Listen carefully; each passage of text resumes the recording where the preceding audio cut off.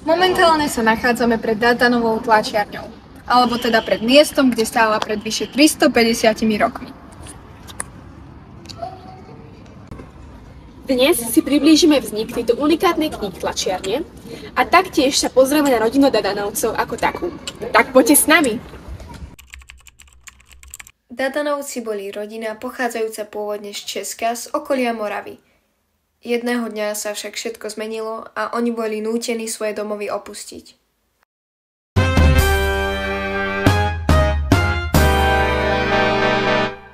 U 8. novembra 1620 sa udiala najhoršia bitka v českých dejinách, bitka na Bielej hore. Bola súčasťou 30-ročnej vojny, kde proti sebe bojovali české stavy a katolícka liga, alebo teda protestanti proti Habsburgovcom.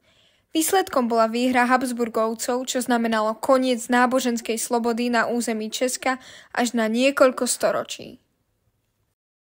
Kvôli tomu bol českobratský kňaz Lukáš Dadan aj so svojím synom Jánom Dadanom nútený presťahovať sa z českého Přerova do Púchova. Ján Dadan sa v Púchove vyučil kníhtlačiarstvu a vďaka tomu sa mohla začať písať história Dadanovej kníhtlačiarne. Neskôr sa Ján Dadan oženil s Alžbetou Veterínovou, dcérou Pavla Veterína. Pavol Veteríny pre svojho zaťa kúpil vtedajšiu trenčiansku tlačiareň a daroval mu ju. Ján túto tlačiareň presťahoval z Trenčína do Žiliny a rozšíril ju.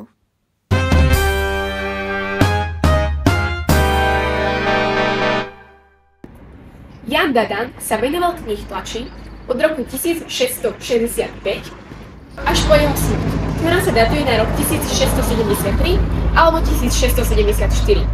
Po jeho smrti kníhtlačiareň spravovala jeho manželka Alžbeta až po rok 1685, kedy sa kníhtlačiarne ujal ich syn Ján Dadan mladší. Ján Dadan sa narodil v decembri 1662. Už od malá ho otec viedil ku kníhtlačiarskému remeslu a preto nemal problém prevziať kníhtlačiareň po svojich rodičoch. Vedel veľa jazykov, slovenčinu, maďarčinu, nemčinu, gréčtinu, hebrejčinu a latinčinu. Mal aj široký odborný základ z teológie, filozofie a medicíny. V roku 1684 sa oženil so Zuzanou Maluchovou, dcérou bývalého žilinského richtára Timotea Malucha. Zuzana a Ján boli bezdetní. V roku 1693 si kúpili dom na rohu dnešnej Sládkovičovej ulice a Dolného Válu. V roku 1704 vo februári zomrela Zuzana, Janova manželka, a neskôr v júli zomrel aj Ján Dadan mladší.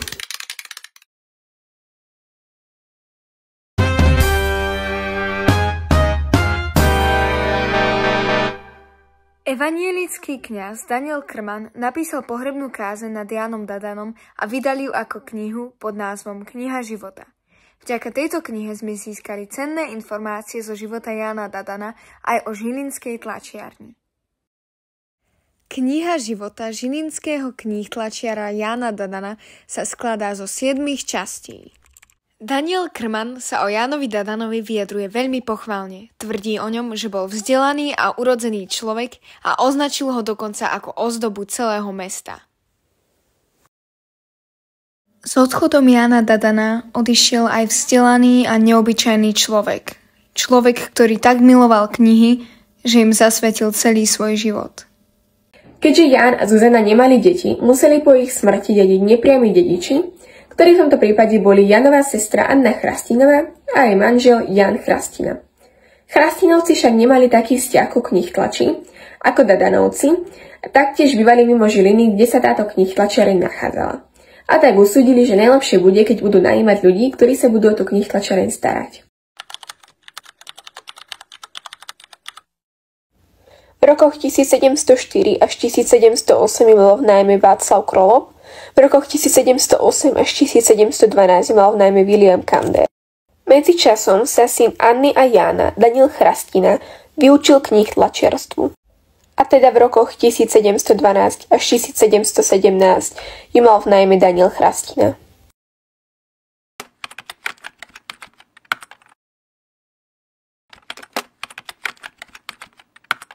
Čo sa týka jazykov a diel, tak diela určené vzdialenejším vrstvám a diela odborno-popularizačného charakteru boli tlačené v latinčine. Zatiaľ čo poézia, próza a náboženská literatúra boli tlačené v slovakizovanej češtine. Teraz niečo málo o typografii Dadanovej tlačiarne. Žilinská tlačiareň využívala niekoľko veľkostí gotického písma, ale aj antikového písma.